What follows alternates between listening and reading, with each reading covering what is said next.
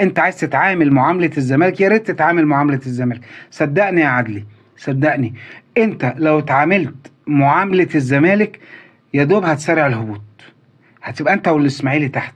صدقني، ده الزمالك بيعاني، الزمالك بينحت في الصخر. فاهم يا عدلي؟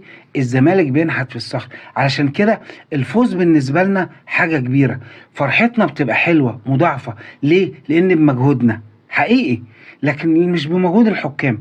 انت بتبقى بتتفرج على الاهلي ومطمن ان الحكم هيحسب 10 دقايق وقت ضايع، ان في ضربه جزاء هتيجي. فاحنا مفتقدين الشيء ده، والحمد لله ان احنا مفتقدينه. احنا بنكسب بمجهودنا يا عدلي، صدقني. ويا ريت تقول لي ابراهيم برضه، ابراهيم المنيس اللي بيقعد معاك، قول له يخف شويه على الزمالك، ما يفضلش على طول الزمالك ده البنا في بقه. انتوا بتستفيدوا ايه لما بتجيبوا اسم الزمالك؟ ما تخليكوا في ناديكوا، هو الزمالك اصلا مش شايفكوا.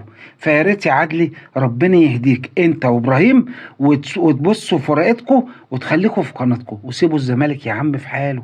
عايزين ايه من الزمالك؟ حاجه غريبه والله.